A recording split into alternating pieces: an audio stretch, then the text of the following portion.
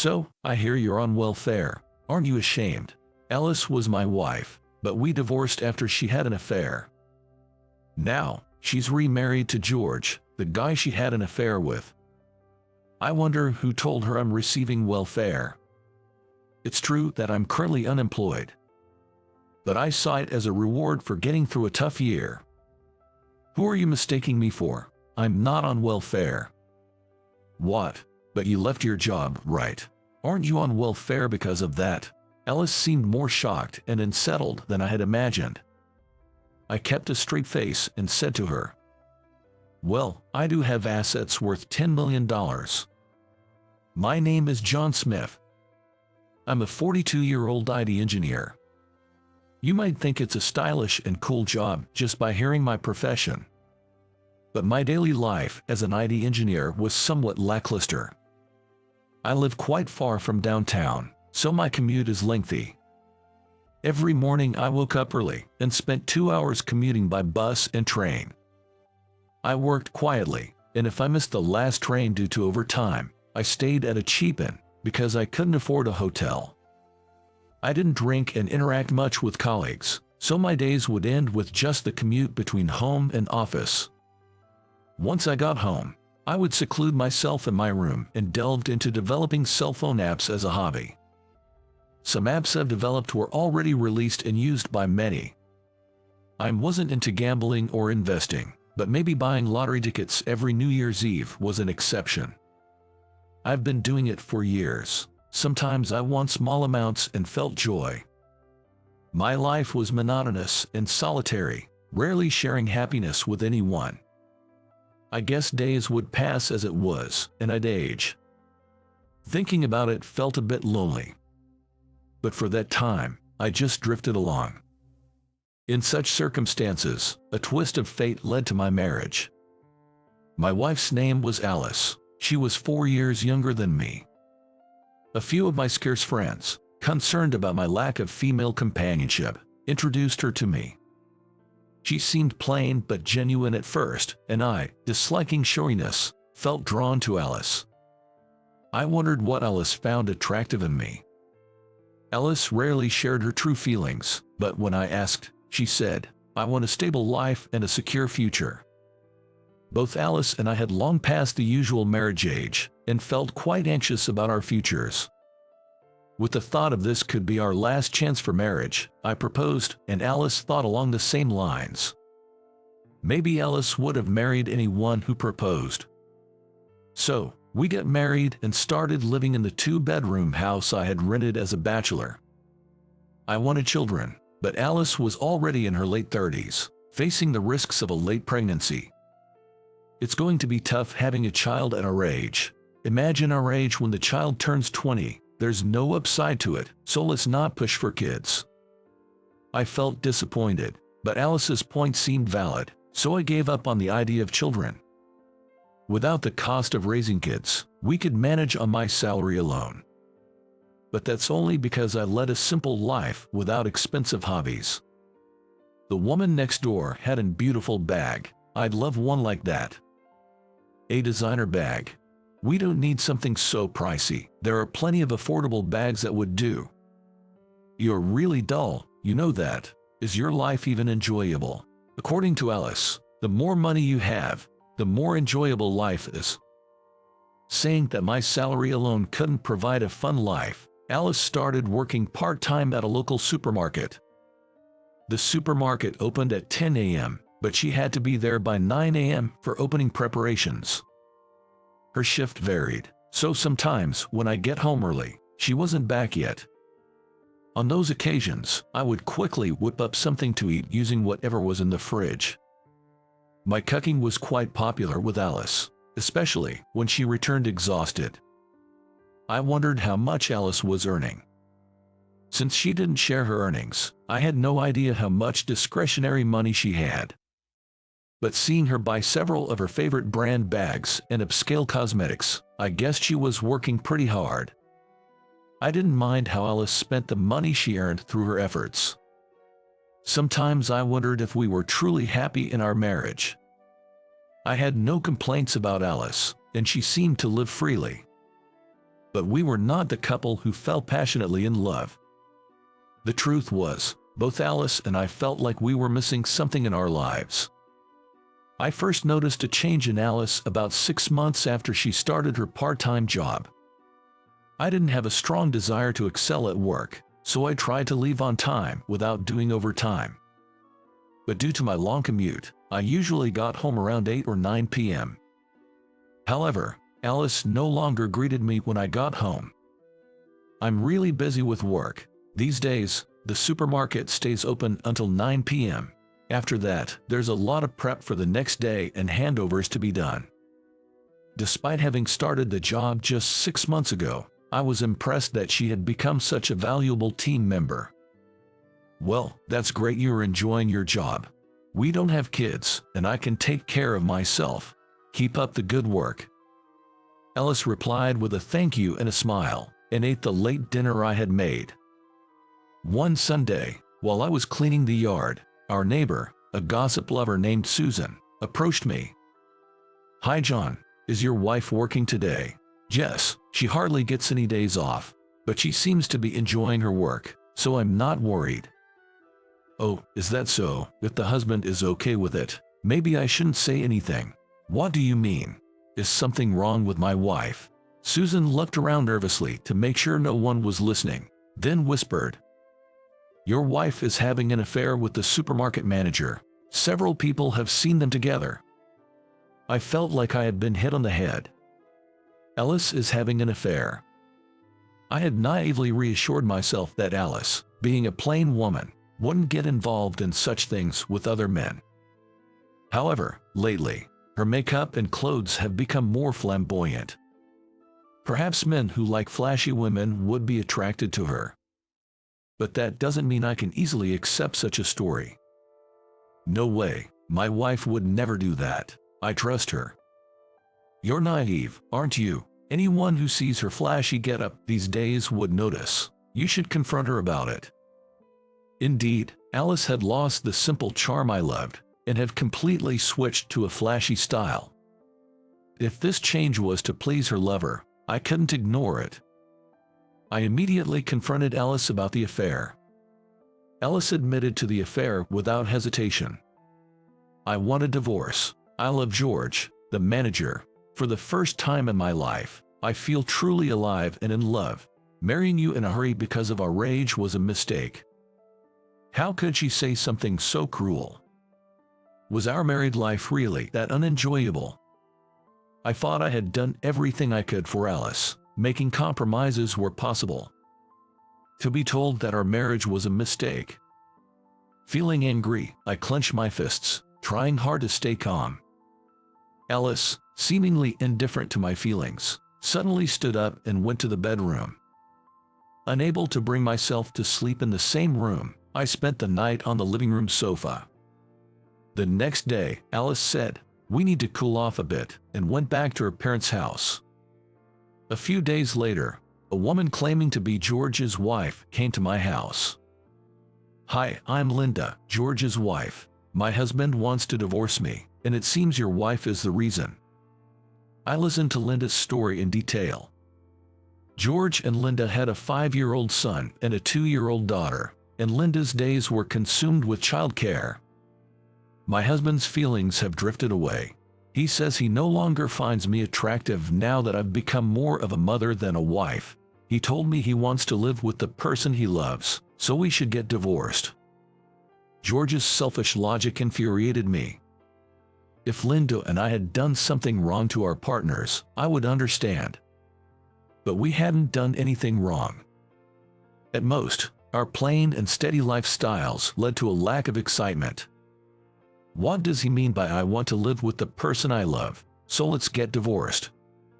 For Alice, I was just a boring existence, as Linda was for George. "If we divorce, I will demand alimony from your wife. You should also claim it from George. They'll probably marry each other, but I don't want them to have an easy start to their marriage life." I felt the same way. Linda was being discarded by George, and I was being abandoned by Alice. Meeting Linda and talking to her helped me decide the divorce with Alice. I understand. I will also claim alimony from George and my wife. You should do the same, Linda. Money alone can't make people happy, but it's better to have some. Let's seek our own happiness. So, Alice and I got divorced, and Linda did the same with George. Alice and George quietly paid the alimony and child support we demanded. It was as if, now that they had found their true love, money didn't matter to them anymore, and no words could reach them in their delirium. I just wanted to say, do whatever you want. Alice and George moved out of town and started living in the next town over, and I threw away everything Alice had used and started a new life. Even after the divorce, I continued living in the rental house I shared with Alice. I didn't want the hassle of moving to a different apartment and thought it best to wait until I was more prepared for such a change. After the divorce, I quit the job I had for many years and started spending my days leisurely at home. I knew the neighbors were gossiping that I quit my job because of the shock of the divorce. But I didn't care what they said. Working on my computer whenever I liked, and dedicating myself to gardening when the weather was nice. I spent my days leisurely. One day, the neighborhood gossip, Susan, approached me again. John, did you quit your job? You're always home during the day. Yes, I just can't bring myself to work right now. I'm taking some time for mental rest. Susan looked at me with a puzzled expression and said, I see. By the way, someone said they saw you at the city hall. Is that true? Yes, I have been going to the city hall once a month lately. Susan's eyes widened for a moment before she muttered something mysterious and left saying, well, see you later. Soon, I started feeling that the neighbors' gazes were different. At first, I didn't notice, but it seemed like they pitied me. Sure, the story of my wife Alice cheating with the local supermarket manager George and leaving was embarrassing, and I understood their sympathy. I thought they pitied me for that reason. However, I soon realized it was not just that. There was a rumor about me circulating. It was that I was living on welfare. Susan was the source of the rumor. She deduced this from the fact that I was jobless and always at home, going to the city hall once a month, and still living in a shabby rental house despite my divorce. She theorized that I didn't work because I was getting welfare payments. That my monthly city hall visits were to collect welfare checks. And that I couldn't move out of the shabby house because living in a nicer place would disqualify me from receiving welfare. I just smiled wryly, thinking, so that's what it is, but continued my days as usual. Indeed, I'm not working right now. But I considered it a reward for overcoming the pain of divorce. One day, I went to a shopping mall a bit far from home to buy gardening supplies. After shopping, I sat on a bench to relax and spotted a familiar woman. It was Alice. Alice was dressed in cheap clothes, hardly looking well off, and quickly approached me when she saw me. It's been a while. How have you been? She asked. As I didn't respond, she just sat down beside me. She stared at my clothes, confirming that I was still dressed plainly as ever. With a smirk, Alice said to me, so, I heard you're on welfare. Aren't you embarrassed?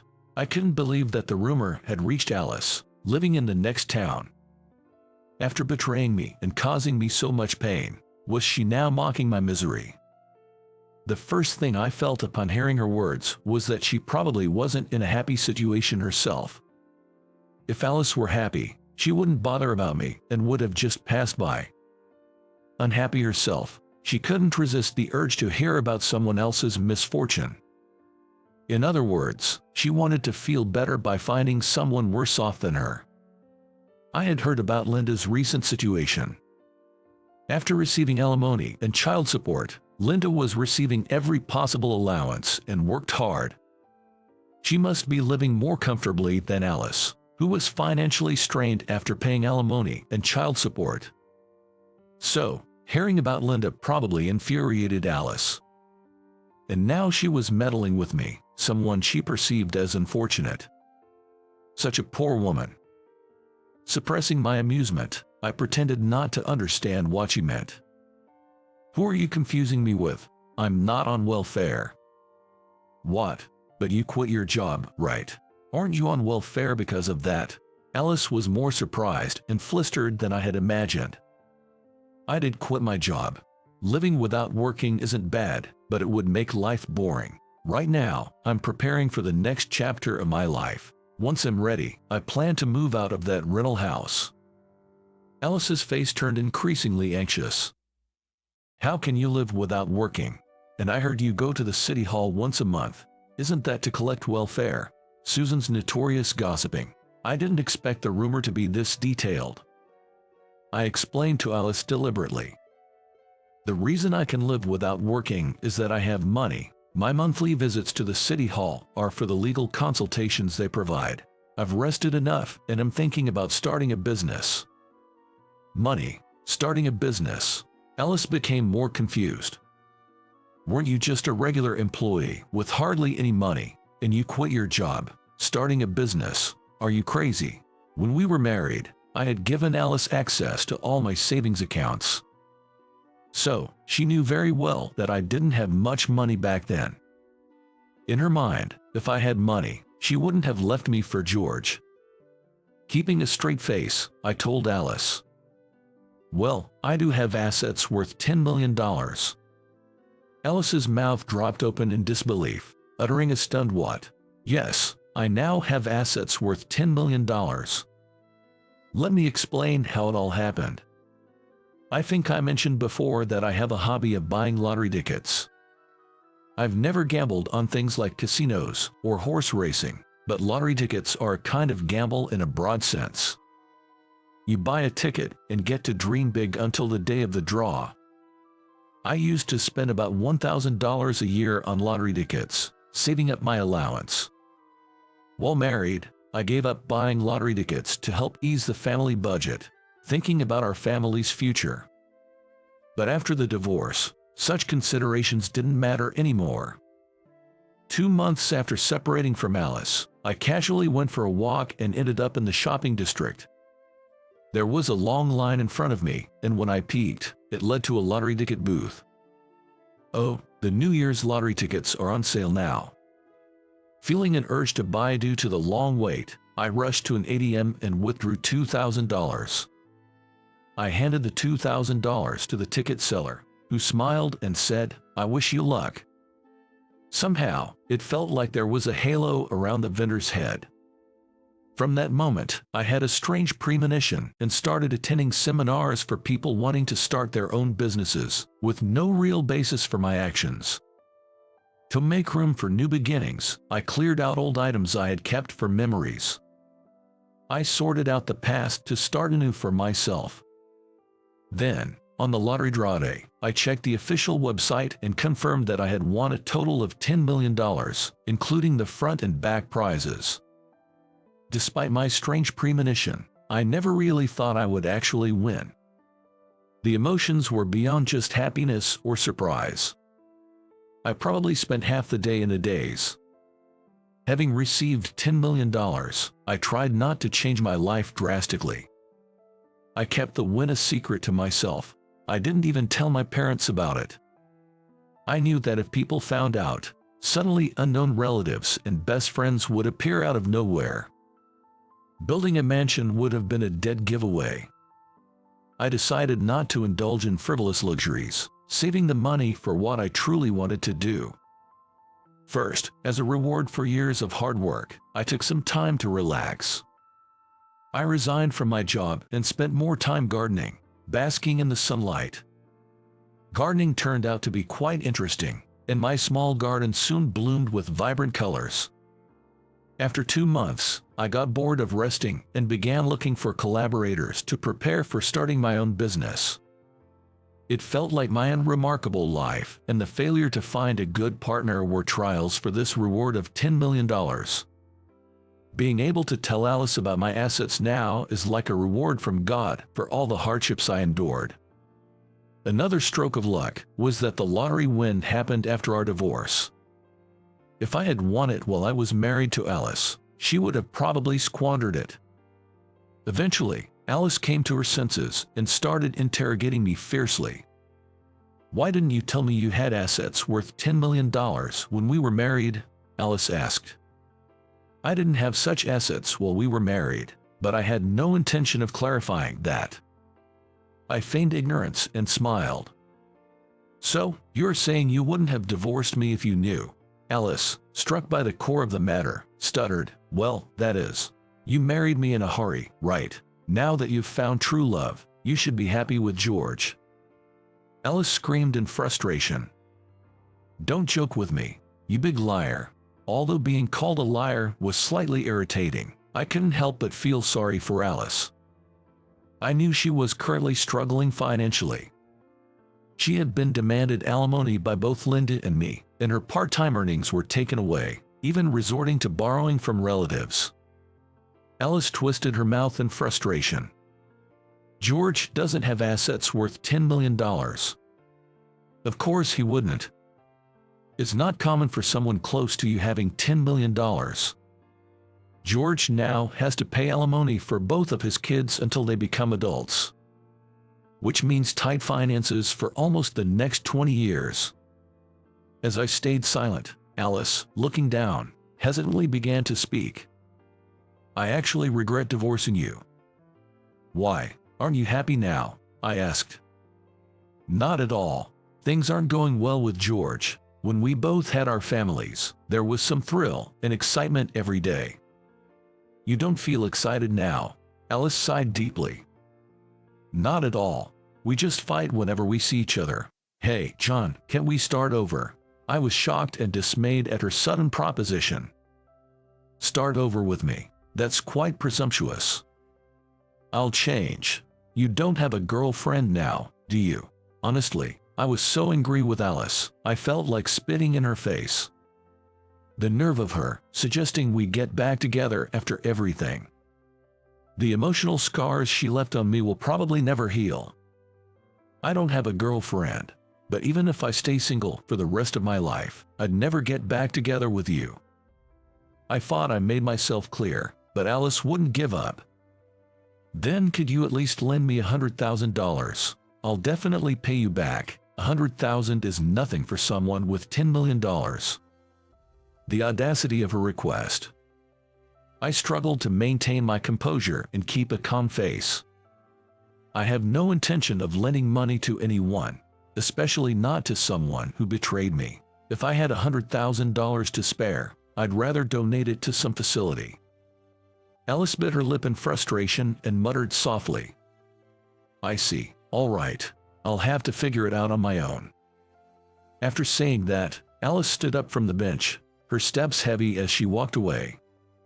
Whenever I'm in the garden, Susan almost always appears and chats about various things. Susan's antenna is even tuned into what's happening with Alice and others living in the neighboring town. Alice seems to be having a hard time. She's not getting along with her husband. I also heard that they started living separately the other day. Living separated, huh? Does that mean they're heading towards divorce? Alice really did something foolish. Affairs that cause others misery always come back to bite you in the end. It's like that with celebrities too, right? I'm not sure whether everyone who does such things faces repercussions, but there are certainly people who do. I wonder how they're managing financially after the separation. Is Alice working part-time again? Apparently, she's resorting to cash advances to cover living expenses. Once it reaches that point, it's pretty much over, and her husband, George, was fired from the supermarket and is now working day-to-day jobs. It seems Susan is well informed about Alice and George's financial situation. If someone like her found out I won $10 million in the lottery, it would cause quite a stir. I planned to keep it a secret while I was in this town, and then move to an unknown place when the time was right. Eventually, I heard that Alice and George got divorced. Now that she had no reliable partner, she might turn to me again. So, I quickly bought a condo in an area closer to the center of the city, far from this town, and moved there. I invested part of my $10 million as capital and started my own IT business company. I rented a small office and began with just 3 employees, including myself. Not even my closest employees know about my $10 million asset. I believe keeping it a secret is best for maintaining close relationships. The business is doing well and work is increasing, so I'm thinking of hiring more staff. Being a single company president, I often get introduced to wonderful women by business partners. Once the business stabilizes, considering remarriage doesn't seem like a bad idea. I feel like I'm experiencing a second youth, eager to give my all to both work and love. Surprise, surprise, it's a client of ours. I'm the one handling your company's account. You should be grateful you can make a living thanks to me. Time to thank me. That's what my old classmate, Jack, said with a laugh when he heard where I work. We had reconnected at a middle school reunion, and it seems like after graduating from Harvard, Jack's been working at a major real estate company. His entourage found it hilarious, chiming in with "no way," while Jack himself seemed quite pleased, laughing heartily. In that moment, I felt my patience snap. I immediately shrugged off his hand with all my might, and, with a beaming smile, I told Jack, "Oh, is that so? Well then, let's call off our business deal." I decided then to expose all the information I had and bring him down. My name is George. I'm 42 years old, working at a company that develops and supports apps used by other businesses. Our company's unique selling point is our ability to create customized apps. We handle everything from development to support, tailoring functionalities to each company's needs. We're popular among businesses wanting apps customized for their specific requirements, and we to make a decent profit. Now, I find great satisfaction in my work, but originally, I wasn't interested in app development. Due to family circumstances, I had to start working immediately after graduating middle school, so I didn't have the luxury of choosing a job based on what I wanted to do. Back then, my choices were based solely on salary and benefits, and I sought positions that didn't require a high school diploma. My current company, a kind of startup, was looking for a wide range of talents and didn't focus on educational background. What caught my eye, though, was the flexibility in taking time off. I applied right away, though it seems they weren't expecting a middle school graduate to show up. The interviewer was a bit perplexed, but the company president, who happened to be there, decided to hire me, thinking I'd learn quickly since I had less formal education. The reason I had to work right out of middle school was my father fell. My mother had passed away from illness before I even started elementary school. After that, my father threw himself into his work, as if to escape the pain. But the loss of his beloved wife took its toll. In my second year of middle school, he collapsed, having reached his limit. Seeing this, I resolved to work and support us both. He wasn't in life-threatening condition, but there were days he needed care. That's why being able to take time off was so crucial for me. Over 20 years have passed since then, and recently, Dad's health has been more stable. So, I've been dedicating myself to my job, wanting to repay the company that took a chance on a middle school graduate like me. Then one day, I got an invite to a middle school class reunion. Dad, who's always seen me buried in work, suggested I go. But I was feeling a bit conflicted. It was because of this guy, Jack, who was a classmate back then. Jack, the son of a wealthy family, lived in the biggest house in town and was dead set on becoming a wealthy elite himself. He was the kind of guy who had to be the best at everything, whether it was sports or studies, and I remember him being quite a handful. Back in the day, I was pretty smart and enjoyed studying, so I often scored higher than Jack on tests. Despite his obsession with being the best, Jack seemed to hate studying, as I hardly ever saw him hit the books outside of class. As a result, he resented losing to me and started to bully me. For instance, I used to make my own lunches because my mom wasn't around, and Jack would loudly comment in front of the whole class about how pitiful and poorly colored they were. Then he'd go further, saying it was sad that I had no mom and that my dad didn't care about me. but I didn't think he was worth the trouble, so I just ignored him back then. I knew I was valued by my dad, and though I was annoyed about the lunch comments, I had to admit they didn't look that great. I didn't want to meet Jack, but I was curious about what my old friends were up to. I felt it would be a waste to miss out just because of him, so I decided to go. The reunion was like a casual standing party, where everyone chatted with friends wherever they pleased. I had wondered if I would be able to recognize anyone by face. Surprisingly, everyone still retained their familiar looks, and I was able to quickly reunite with my old friend Mike, with whom I had been close back then.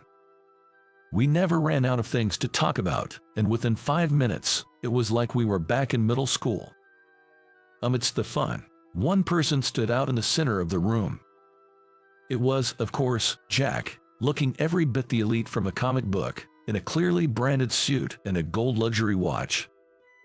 He seemed very pleased with his life and career. When asked about his job or family, he'd answer loud enough for everyone nearby to hear. That's how I learned he graduated from Harvard, works at a major real estate company, has a wife and daughter, and his suit cost over $10,000. Many tried to get close to wealthy Jack in middle school, hoping for benefits, and he was surrounded by classmates acting like his entourage today, too. Mike and I, never fans of such crowds, chatted away in a corner, hoping to avoid Jack. Suddenly, Jack raised his voice. "By the way, where's George?" Too ashamed to show up at the reunion, being a middle school graduate and all. His voice dripped with mockery, and both Mike and I cringed. I hoped to go unnoticed, but with only about 20 people, it was inevitable. His followers quickly spotted us and pointed. Jack approached us with a condescending smile, still basking in the flattery from his group. Mike and I turned to face him as Jack arrived.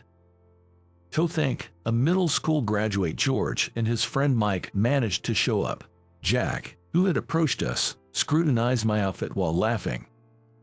Mike, seemingly exasperated, quietly observed us while fiddling with his cell phone. In Jack's mind, a middle school graduate equaled being unemployed, it seemed. Sure, someone who graduated from Harvard and worked at a major real estate company probably didn't encounter many middle school graduates. So I thought, maybe his perspective is limited, and reluctantly replied, "I'm not unemployed. I work just like anyone else." At my words, Jack struck a pose of surprise. His followers laughed uproariously, and I couldn't help but feel uncomfortable. Surprised? A company actually hired someone like you? Name it, I bet it's just some small business, Jack taunted. Then, he proudly mentioned the name of the company he worked for. Indeed, Jack's company was a well-known, top-tier real estate firm. This was evident from his appearance, which suggested he was well compensated. I named my workplace while feeling disgusted at his arrogance. Jack's eyes widened, then he burst into a vulgar laugh. "Surprise! You work for one of our clients," he exclaimed. "I handle your company's account. You owe your livelihood to me, so thank me." Suddenly, Jack grabbed my head. I never expected him to resort to physical force, and I was shocked as I tried to pry his hand off.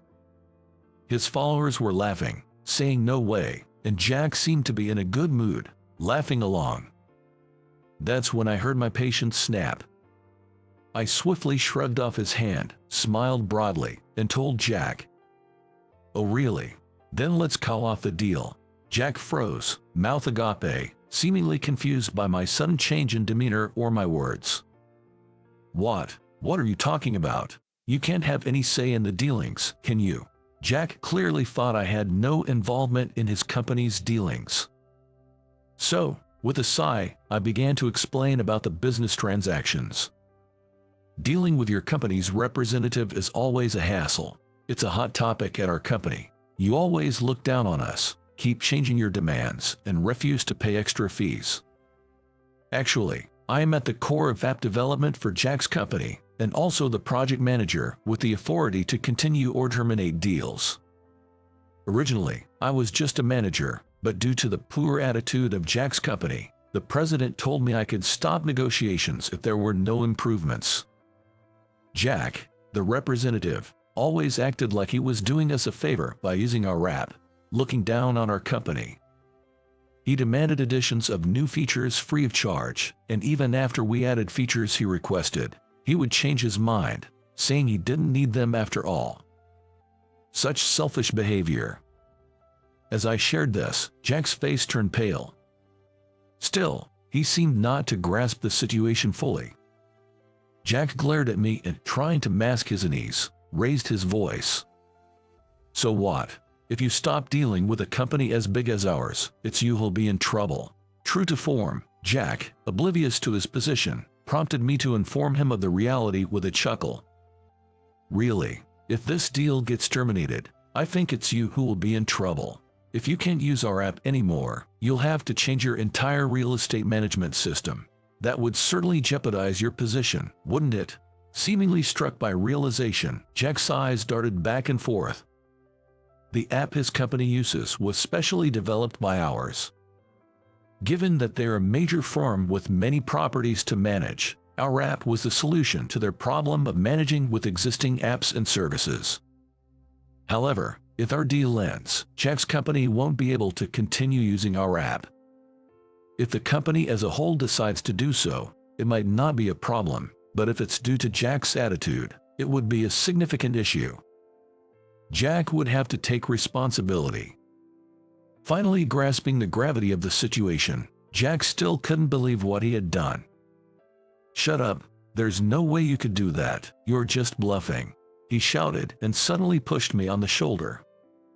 Being shoved by a grown man, I couldn't resist immediately and stumbled to the floor. This finally brought his followers to their senses. "Hey, that might be going too far. Yay, what if he had gotten hurt?" His now sober entourage began whispering among themselves, and Jack finally lost all his supporters. His face growing even paler, Jack trembled, not knowing what to do with the hand he had used to shove me. Fortunately, I wasn't hurt and quickly stood up, ready to speak. "After what you've done, I can't stay silent anymore." Jack braced himself but didn't stop his pretense. "What can you possibly do?" he asked, his voice quivering. My next words seemed to completely unsettle Jack. "You're in a pretty bad position at your company, aren't you? Tyler is your boss, right?" As I mentioned his boss's name, Jack's eyes widened. "Tyler is a regular at my favorite bar and a somewhat close friend. We became friends after sharing a table on a busy day, and later I discovered he was Jack's direct superior. In other words, I was already familiar with the company Jack works for. Although I wasn't in sales, so I didn't know Jack was our contact, I had heard various complaints about him from Tyler. Jack, proud of his Harvard degree, often ignored work explanations and made frequent mistakes. His attitude was disliked in the office, causing discord, yet he insisted he was an elite and not at fault. Moreover, despite having a wife and child, he had been seen inviting young female colleagues to dinner and making inappropriate physical contact, which troubled Tyler. As I revealed these stories, the next person to shout wasn't Jack. "What do you mean by that?" The person who shouted was Jack's wife, a woman named Emily. Actually, Jack's wife was a middle school classmate of mine, and she was also attending today's reunion. Jack was at a loss, flustered by his wife's angry yelling. "You said things were going well at work and that's why you came home late, but to think," his wife yelled hysterically, almost lunging at him. Jack, angered by his wife's reaction, replied loudly. "Do you really believe what this middle school graduate is saying?" Jack exclaimed. However, it seemed his wife had her own side of the story, and their argument escalated quickly. Apparently, Jack hadn't been showing his wife his paycheck, and hadn't been contributing much to the household finances. His wife harbored suspicions, and today's revelations seemed to have been the last straw. From what Tyler said, Jack's company is quite a respectable firm. His late arrivals at home were probably not due to work, but rather spending time with other women. And if he showed his paycheck, the lack of overtime pay would reveal that he wasn't working late. He probably hadn't shared his paycheck to avoid being exposed, but it seemed to have backfired. As his wife loudly demanded an explanation, Jack desperately tried to make excuses. Amidst the chaos, I made a call to my company. Even though it was a holiday, I figured our president, Matthew, might be at work. As expected, I got through to Matthew and explained the day's events. Therefore, I don't see any improvement in their attitude. I'm thinking of ending our business with them, I told him. Matthew agreed, trusting my judgment.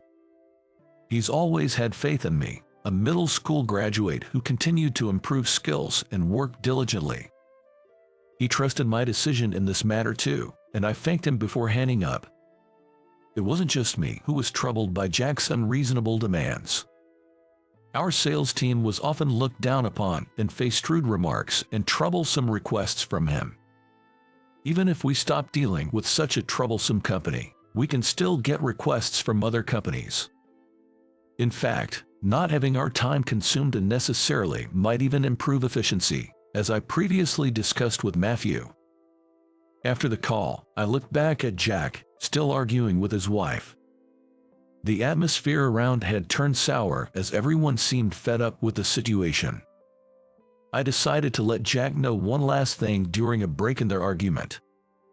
I've got approval from Matthew to end our dealings. Your company will be notified soon. Jack, in disbelief, confronted me. There's no proof of anything I said today. I'll stop this from happening, saying you lied. He raged. As Jack carried on, I was almost at my wit's end. I thought there was no evidence, but then Mike approached. Too bad, Jack. I recorded everything you said and did. Mike showed his cell phone screen, which displayed Jack pushing me. I had thought Mike was just playing with his phone out of disgust for Jack, but he had been recording the whole time. Jack used to make fun of me too, back in the day. Consider this payback, Mike said. Indeed, Mike, disliked by Jack for being friends with me, had also suffered from Jack's harassment as a result. Mike, coming from a single-parent home and making his own lunches, couldn't just ignore my situation. Jack, increasingly infuriated by the composed Mike, raised his voice. How long are you going to hold on to something from our school days? To Jack, seemingly wanting to let bygones be bygones, Mike angrily retorted. Just because we're adults now doesn't mean the grudges from our school days are gone. Plus, you haven't changed at all, have you? Realizing he had no comeback, Jack seemed to accept defeat. He slumped to his knees, collapsing on the spot. Jack's wife continued to berate him relentlessly. Seeing this, I spoke to Mike about leaving the scene together. This is all the consequence of what you've done so far, Jack. You'd better reflect on it, I told him. Whether Jack heard me or not, he slumped further, adopting a pose as if clinging to the floor. His followers, disillusioned by his behavior, drifted away, leaving only Jack and his furious wife behind. Later, I attached the video Mike had sent me and contacted Jack's company to terminate the deal. The next day, someone higher up than Tyler from Jack's company came to apologize. Pale-faced, they kept begging us to continue the business. He was originally a problematic employee. We've decided to let him go after this incident. We'll change the representative, of course, and we hope to continue our business with you. It turned out everything Tyler had said was true, and discussions about Jack's dismissal had been ongoing. His unreasonable demands seemed to have been his own amusement. We agreed to continue business with a new representative who promised no more unreasonable demands and payment of additional fees. Afterward, Jack was abandoned by his wife, leading to a divorce. Coming home late and barely involved with his child, Jack didn't stand a chance of getting custody and ended up single again.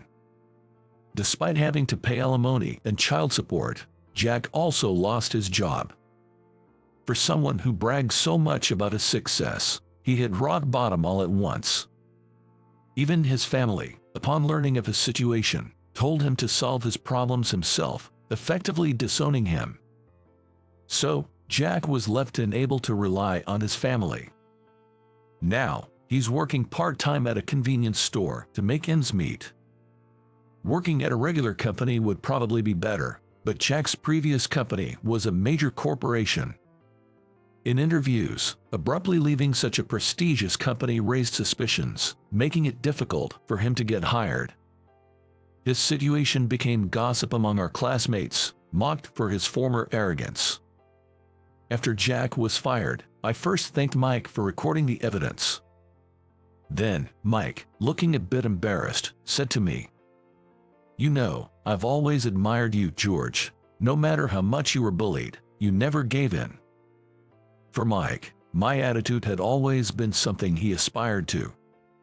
To me, Mike, who had stayed by my side, seemed more remarkable, but we laughed it off as mutual admiration. Since then, Mike and I have been as close as we were in middle school, even going out for drinks. Mike's belief that school grudges don't just disappear over time proved true. He looked relieved, having finally gotten back at Jack. I agreed, and we enjoyed our drinks. Work-wise, changing the representative from Jack to someone else led to fair pricing and increased profits. Our sales team, too, is relieved and happy, thanking me for taking a firm stand and freeing them from stress. The president, seeing the situation, seems to have gained even more trust in me. It looks like he's even considering promoting me, which has really motivated me to put even more effort into my work. My father, in good health, smiles at my progress. I plan to keep supporting him and continue working hard, staying true to myself. Why do you spend money like that? It's my money, so I can spend it however I want. My name is Brian. I've been married for 6 months, and I was reaching my limit both mentally and physically. The cause of constant fights since our marriage was my wife, Karen's spending habits. As the daughter of a wealthy company president, she had received a substantial amount of money from her parents as a wedding gift. She used that money to buy furniture for our new home, as well as her clothes, bags, and shoes. She never cooked, instead buying ready-made meals from department stores every day. Taking advantage of the fact that I was away at work during the day, she even hired a housekeeper without consulting me. Why don't you understand what I'm saying? I'm just saying we don't need unnecessary things. Besides, you don't even work. You're the one who said it was okay for me to be a housewife. My wife became a full-time housewife immediately after we got married. I thought she did it because she wanted children, but it seemed like there was more to it than that. As I got busier with work and couldn't come home often, she started going out more frequently. I warned her several times, but she didn't listen. One day, she came home completely drunk, being carried by her girlfriends. I was surprised when I saw the taxi receipt. I asked her angrily, "Did you really come from such a far place?" She replied, "It's my money, so it doesn't matter." We had a big fight, and I couldn't take it anymore. I finally said the words that had been repeating in my head over and over again. "Let's get her divorce." "Huh, why? I married you because I wanted to build a happy family together. As it is now, it's not good for either of us." "Well, what should I do then? You're an adult now. Figure it out for yourself." I yelled at my wife and stormed out of the house. At that moment, just being with her was painful for me. I took a train to my parents' house. We used to be so happy just being together when we first met. As I walked outside, I couldn't help but sigh. I remembered the time when I first met my wife. "Brian, I've made the copies, and would you like some more tea?" "Thank you, you're always so thoughtful." She had joined my company as a temp worker. Despite being young, she was remarkably considerate, and despite the more than 10-year age gap between us, I was completely captivated by her charm. Would it be weird if an old guy like me asked you out for a meal?" "Huh? A meal? With you, Brian? If you don't want to, you can decline." No, not at all. Thank you for asking. She smiled brightly and accepted my invitation. Thank you. Having a meal with you. I'm a bit nervous. I'm nervous too. After that, we went out for meals a few times. Do you mind if I don't pay? It's fine. I invited you. She always said that and took care of me. Thank you so much. She even gave me small gifts. Is it okay to receive a tie like this? I might get the wrong idea. It feels like, what on earth is this guy talking about? Sorry, just kidding. No, it's not a misunderstanding. Huh? After that, my wife and I officially started dating. And we quickly fell for each other and got married. But later on, her job at her family's company became a huge success, and she also received a substantial amount of money as a director. That's when her tendency to overspend started showing. Her lack of attachment to money was astonishing, and I couldn't accept our differing values. So, we divorced easily, and she went back to her parents' house. What was she expecting when she married me? Even if I ask, she who's not here won't answer. There's no point in thinking about answers I can find. After that, my parents recommended a few arranged dates, and I went to meet several women. But each time, thoughts of my ex-wife crossed my mind. I tried cooking stew for the first time. How is it? It's delicious, really. Her smile had stuck in my head. No matter who I was with, all I could think of was my ex-wife. Why can't I forget about her so much? Even though we had such a terrible breakup. I wonder why. The bar proprietress at my regular bar tilted her head while pouring a whiskey. Well, maybe because there were good memories. Here you go. I took a sip of the whiskey that had been placed in front of me. For the next few years, I remained unmarried without remarrying anyone. As you get older, opportunities to meet women are not that common. Then, one day, on my birthday, I received a birthday card from my ex-wife. Happy birthday. I'm really sorry for back then, and thank you so much. I'll treasure what I received from you. What's she talking about? Something irreplaceable. Is she talking about memories? When we parted ways, I had given her a small amount of savings, and I hadn't given her anything else. I couldn't ask her, as the envelope didn't even have a return address. I didn't know her acquaintances or her family's contact information anymore. Had she grown older and was reflecting on things now? Thinking such things, I left the letter in my desk. On that day, as usual, I stopped by the bar on my way home from work. Good evening. The bar proprietress rushed over from the back of the counter. Welcome. Oh, by the way, I heard from a customer yesterday that your ex-wife's father's company, Ab Trading, seems to have gone bankrupt. Oh, really? I became curious about her. I wondered what had happened to her, someone who was so naive about the world, someone who had never experienced financial difficulties. Then, 3 years later, something unexpected happened. I received a letter at my home. It was in a plain white envelope with no sender's name. I had a strange sense of déjà vu and remembered Karen's letter. And I was shocked when I read that letter. I apologize for this sudden letter. I am your son. My son. I read those words over and over again. There shouldn't be any children between her and me. What on earth could this mean? As I continued reading the letter, I learned a shocking truth. My mother realized that she was pregnant with me right after divorcing you, but she didn't have the courage to tell you about it, and it has come to this day. My mother is sick. The doctor today said it might be life-threatening. Please, even if just for a moment, come and see her. And in the letter, there was a note with the address of a certain hospital and a room number. Is Karen hospitalized here? I was guided as if by fate and headed to that hospital.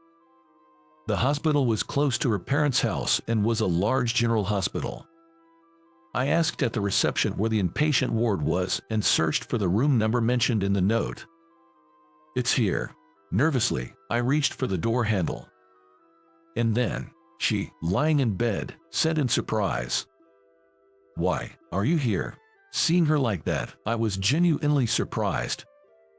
My ex-wife had become emaciated, with gray hair and wrinkles, looking like a completely different person from before.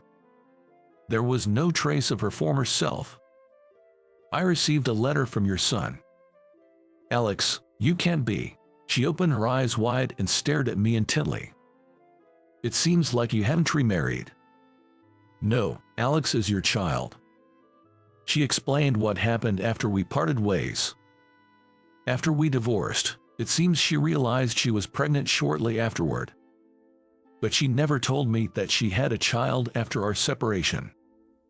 My parents took care of the living expenses, so there was no problem. Of course, I thought a child needed a father, but I heard through the grapevine that you were going on arranged dates, so I didn't know what to do. She burst into tears and covered her face with both hands. I was surprised, but it's okay. Your health is not good right now, so please don't worry about it anymore. I couldn't grasp the reality, and that was the best I could say. "Is he doing well?" "Yes. He gave up on going to college for my sake and is working, but I feel so sorry for him." She cried again, her face contorted. "Why did you send me a birthday card?" I asked curiously, and she replied, "I was really out of my mind. I didn't mean to trouble you. I just suddenly wanted to express my gratitude for giving me that child." After her father's company went bankrupt, she quickly became poor, accumulated debt, and had a very tough life. She worked part-time at a fast food restaurant while struggling to make ends meet. I wondered if she had ever been to a fast food restaurant before. After her family's company went under, she was probably on her own, and she must have gone through a lot. Her worn-out appearance was probably not just because of her illness. I began to feel sorry for her and gently hugged her. Although it wasn't apparent from her appearance, her body was skin and bones, and it seemed like it could break with a little force. She had raised her son and lived as a mother with such a fragile body. I also want to do something for Alex as his father. I'm sorry. I couldn't rely on you until now. You were stubborn and never gave in once you decided to do something. I really regret not being more honest," she said in a small voice, still looking down. "Can I meet Alex?" "Of course, he'll be here soon." My heart was pounding, and I felt like it was going to burst. It would be my first meeting with a son I never knew existed. He will accept me, won't he? And then, he casually came in. "Mom, are you okay?"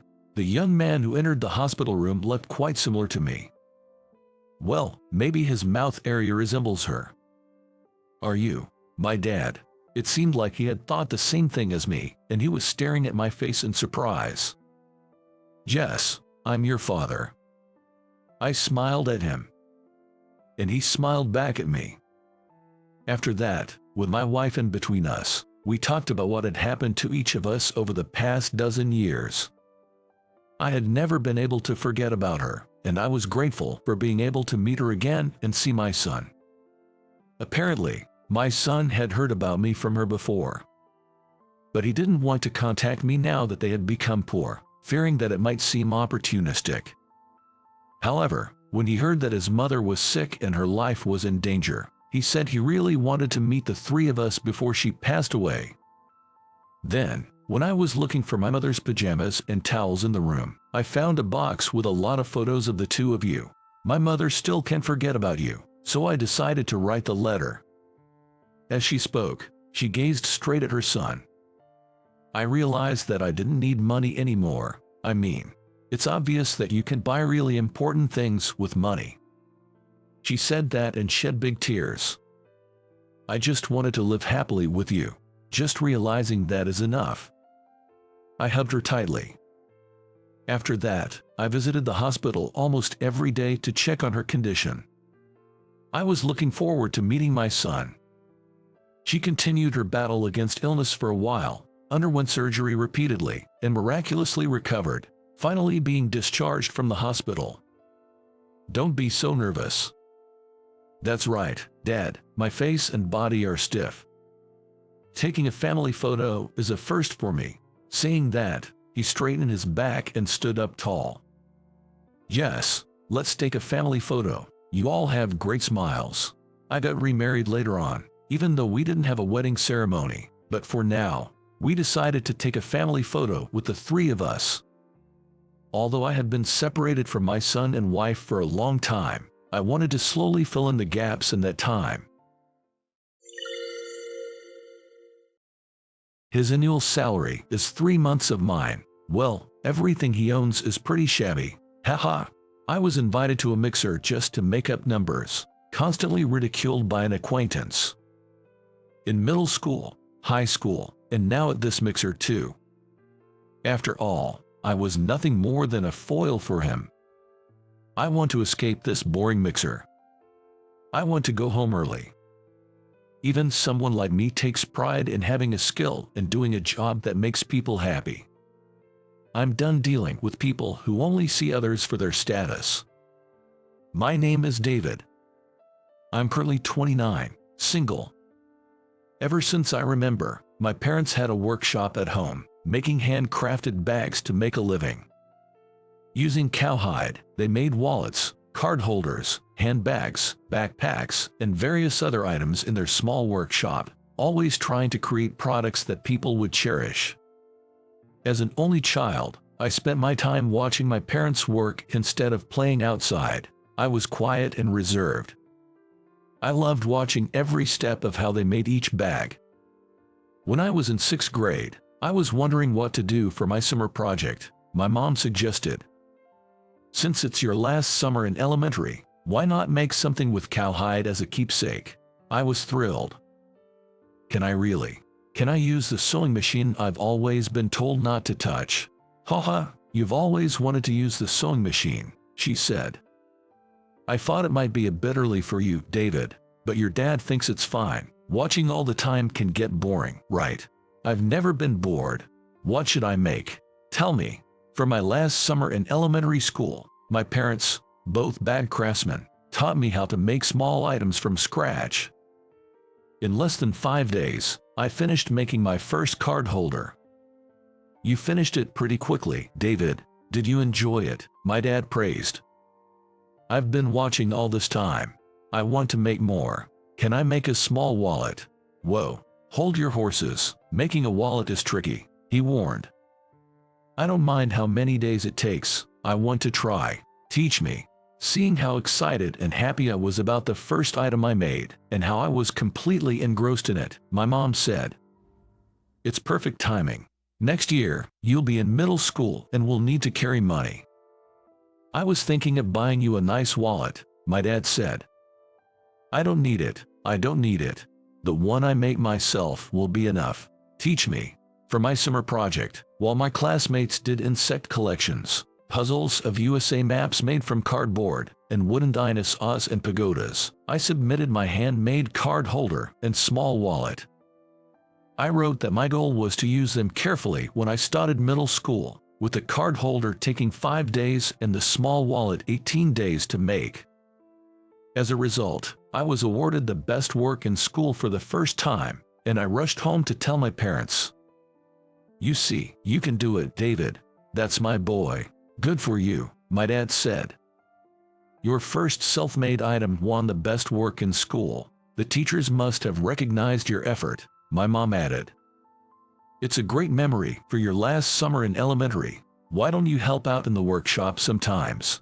I want to help. I want to learn all sorts of things. Throughout middle and high school, I cherished and used my self-made card holder and wallet until they were worn out. Surely they've reached their limit. It's good to take care of things, but this is a bit much. "Here, I made you a new wallet," my dad said, giving me a new long wallet. "What's this? It's so cool. Amazing. Thanks, Dad." The craftsmanship was on another level. I wanted to take it apart just to see how it was made. When I started college, I began using the new wallet. A unique, warm creation from my dad. But in my sophomore year of college, my kind dad suddenly passed away. I dropped out of college and started my life anew as a bag craftsman, learning the family business from my mom. A few years after I started working in the workshop, a regular customer who sometimes visited to buy products came along. He worked at a nearby publishing company. His name was Sean. Finding out we were the same age, we got along well and became friends outside of business. Sean, intrigued by the demeanor of my mom and me working in the workshop, would come to watch us. Today, I brought some cream puffs from Moon Bakery. They're really delicious. Please have some with your mom. Occasionally, he would bring snacks and seemed to enjoy talking to me. And since he would buy products we made in the workshop, he was a much appreciated presence. We've been acquainted for over 5 years now.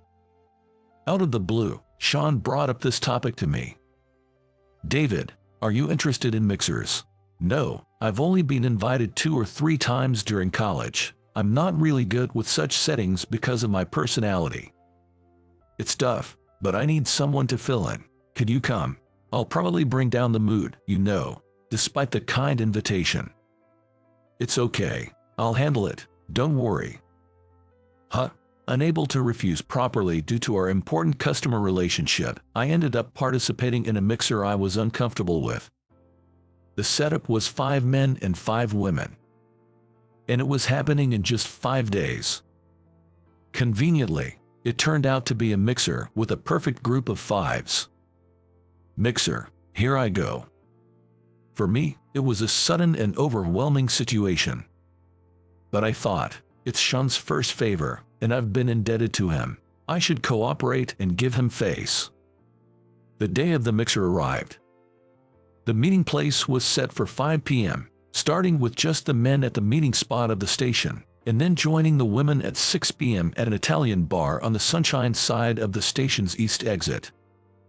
As I was preparing my hair and outfit at home to be presentable, I received a call on my cell phone.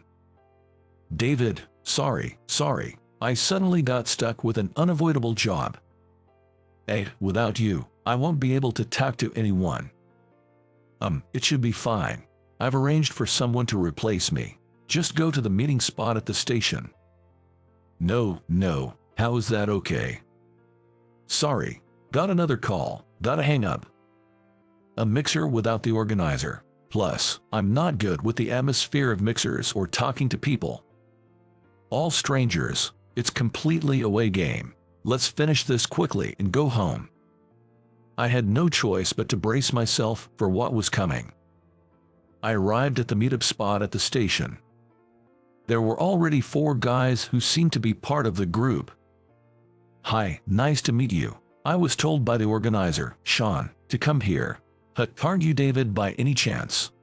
Kyle. "Wow, I can't believe we're meeting here. I was the one Sean asked to organize this. Man, it's been a while, hasn't it, since we graduated from high school." Among the guys at the mixer, there was Kyle, whom I knew from middle and high school. Back then, I was often teased by him and his group. Contrary to my inconspicuous self, he was a standout, excellent in academics. He was popular in the class. Honestly, he was someone I wanted to keep my distance from, but he always came up to me, spoke ill of me behind my back, lowering my reputation, and would show off his grades by comparing our report cards. He started introducing me to the other 3 guys, mentioning, "This guy, David, used his same old, shabby wallet and pass holder from middle and high school. Man, it was embarrassing." "What was it? When did you get it?" "It wasn't something I got. I made it myself for a summer project in the elementary school." Right. It was for a summer project in elementary school.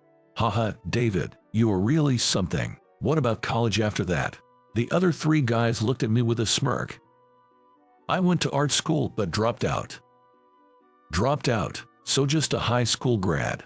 Must have been tough. We'll talk more about it later. Looks like the drinks will taste great tonight." I never imagined that Kyle, of all people, would be here. I felt overwhelmed, wanting to escape and head home immediately. We headed to the Italian bar where we were meeting the ladies. Throughout, Kyle kept prying into my current situation. "Do you know which university I went to?" "Yeah, I remember. you always had good grades. That's right. I graduated from there and now work at the same publishing company as Sean. So, David, what's your income now? Income? Yeah, income. Just tell me the number. I won't tell anyone. About $25,000, I guess. $25,000, got it. Seems like you've had it rough. I'll cover your part today. Be grateful. Oh, thanks. But in return, make sure you do a good job as my sidekick. Okay. Haha, sidekick. Got it. I ended up being used and had to play the role of Kyle's sidekick in exchange for the treat. People usually become more mature as they age, but he seemed to have reverted to his middle and high school self. At the mixer, it was almost certain that I would become the butt of the jokes. We arrived at the Italian bar. The 5 ladies had already arrived and were waiting. Nice to meet you all, the mixer began. I was surprised at how beautiful all the ladies were. Except for me, all the guys were in high spirits, and I felt out of place, just nodding along. Soon, Kyle started his extra introduction of me to the ladies. This is David, a real tearjerker of a guy. In middle and high school, he used the wallet and card holder he made in elementary school until they were tattered. The ladies looked at me with a mix of pity and amusement, except for one who seemed unimpressed. Oh, right, what about your wallet now, David? Show everyone. Reluctantly, I showed my long wallet. Wow, still tattered, huh? That happens. It's something precious to me. Right, that makes sense. When you've struggled, you tend to cherish things more. And speaking of this poor guy's intriguing salary, a whopping $25,000, that's like my 3 months' earnings. No wonder his stuff looks beaten up. Haha. I've had enough. Just let him do whatever he wants. I couldn't help but feel annoyed with Kyle's smug attitude. Excuse me, may I see that wallet? A woman who seemed interested asked. Sure, here you go. As Kyle said, it's pretty worn out. Her name was Emily. Unlike the other 4 women who were used to mixers, she had been quiet from the start. She was petite, with her hair in a ponytail. Her natural makeup gave her a clean, fresh look. She was exactly my type among the 5 women. Oh, I thought so. I have a handbag from the same maker as this one, she said. She showed me her handbag. I never expected to meet a woman carrying a handbag from our family's workshop. Their designs and durability are really great, aren't they? How long have you been using this wallet? Well, I started using it in college, so about 9 years, I guess. Kyle, interrupting our conversation, said, 9 years, you should be able to afford a wallet like this, David, as he flaunted a famous French brand wallet on the table. There it was, Kyle's typical one-upmanship. In middle and high school, it was report cards, and now it's wallets. But I'm the one being treated. I have to play my part as the sidekick. Wow, Kyle, you're really something. When you show off a wallet like that, I'm speechless. But David, you seem to really take care of your belongings. Yeah, well, I still use the coin purse I made in elementary school, like Kyle mentioned. I left it at home though. Really? You're still using that legendary wallet? Kyle laughed out loud, hearing that I was still actively using the small wallet I made back in elementary school. Everyone else forced a smile, but Emily's reaction was different. Deciding he had flaunted enough, Kyle switched seats and started chatting up other women as if to say he was an elite. He casually put his arm around other women's shoulders, showing off his mixer expertise. Emily then spoke to me. So, you've been using the wallet you made in elementary school for almost 20 years now. Yeah, about 18 years, I guess. It's a keepsake for my dad. This long wallet too. I see. Emily didn't ask anything more about the wallet or the bag. Tired of being one-upped and seen only for my status at this mixer, I didn't want to share more about myself and just wished for time to pass quickly so I could leave. As the first part of the evening was drawing to a close, a staff member from the Italian bar told me, "Your ride is here." "Your ride, David, you leaving already? What a downer," Kyle said. "Yeah, oh, please continue to enjoy your evening, everyone. I have some urgent work to attend to, so I'll be excusing myself," I said, standing up. "Mr. Brown, your driver is here. Please come this way to the car," said a uniformed female driver as she entered the bar. "What, Mr. Brown, what do you mean, David?" Kyle and the others at the mixer were shocked. "I just took over the family business." "Took over the family business, but you said your income was $25,000. "Sorry, I'm not very smart. I didn't quite understand the subject. Multiply that number by 12, and it's about right." "Kyle, thanks for today. I'm heading out."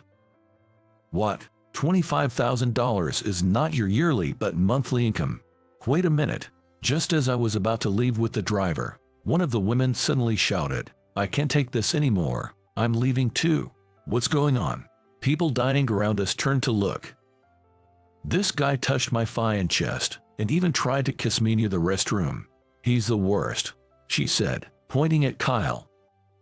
"No, what are you talking about? I didn't do anything." "Wait, David."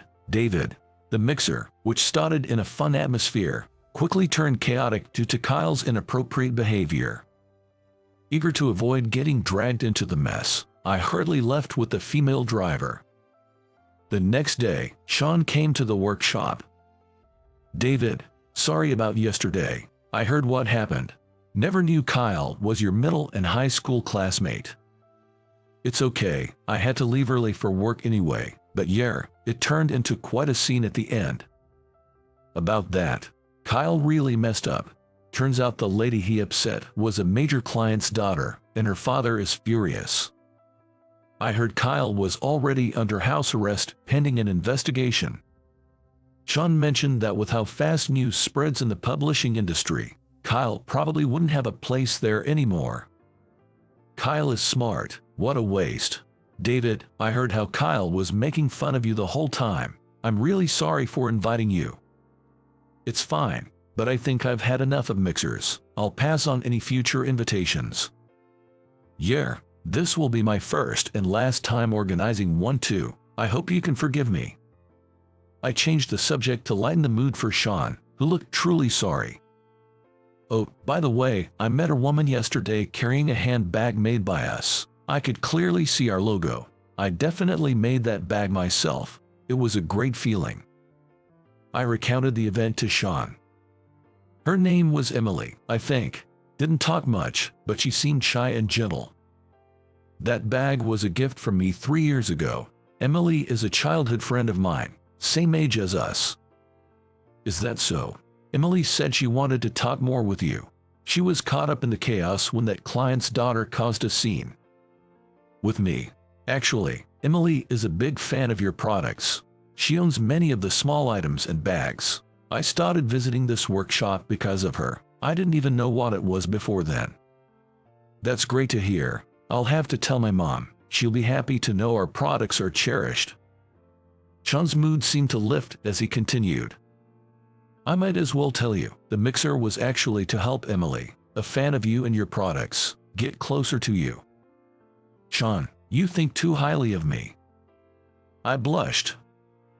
Having never dated a woman before. "That's not true. I've known you for over 5 years, and seeing your dedication to work and your personality, I thought you'd be perfect for Emily. Isn't a quiet, herbivore type girl your style, Sean?" After a pause, I replied. "Emily was exactly my type when I first saw her. Then it's settled. I'll let her know." That's how my relationship with Emily began. On our first date, she said, "I have something I want you to see." This. To my surprise, she showed me a light pink long wallet, a color variant of my black one. It had our logo and the stamp my father had made. My wallet was worn out from daily use, but Emily's was like new, cherished and used only on special occasions. It was a gift from her parents to celebrate her college admission. She had become a fan of our products and occasionally visited our workshop to buy bags and accessories. This was undoubtedly made by my father, who passed away 9 years ago. Look, my wallet has his stamp too. The design and craftsmanship are identical, just different colors. I even wanted to take this wallet apart to see how it was made. Haha, it would be a shame to dismantle such a special gift, but it's nice that we both use these wallets as a pair. I'm sure my dad in heaven would be happy to see this. It felt like fate that I would see a wallet made by my late father being used as a pair like this. This wallet has helped me a lot. Depending on the color, it's believed to attract work and wealth. It's been a charm for my mom and me to spread our products to the world. I've never made a better wallet than this. It's an insurmountable wall for me. I'm forever grateful to my father. I became an instant fan of your products too. The handbag you have, it's one you made. I can tell by the stamp. Did you know? I even have small items with your mom's stamp on them. So, you're a self-confessed superfan of our products. I took something out of my bag. Emily, as a token of our relationship, please take this. I finished it last night, sacrificing some sleep. Wow, a cute beige wallet. It's a mid-wallet type. The logo is a new design, and it has your stamp too. The material is cordovan, made from horse hide, which is 3 times stronger than cow hide. I'm not good with words, but I hope you'll consider a relationship with me. Emily was moved to tears. In general, the psychology behind giving a wallet is that it is something you always carry with you when you go out, so it can mean I love you and want to be with you all the time. Understanding the sentiment, Emily wiped her tears and replied, I'd be delighted. I will always be a fan of your products and now, a big fan of you, David. That's how Emily and I began our relationship. I had always treasured things, but from now on, I vowed to cherish this loving woman even more.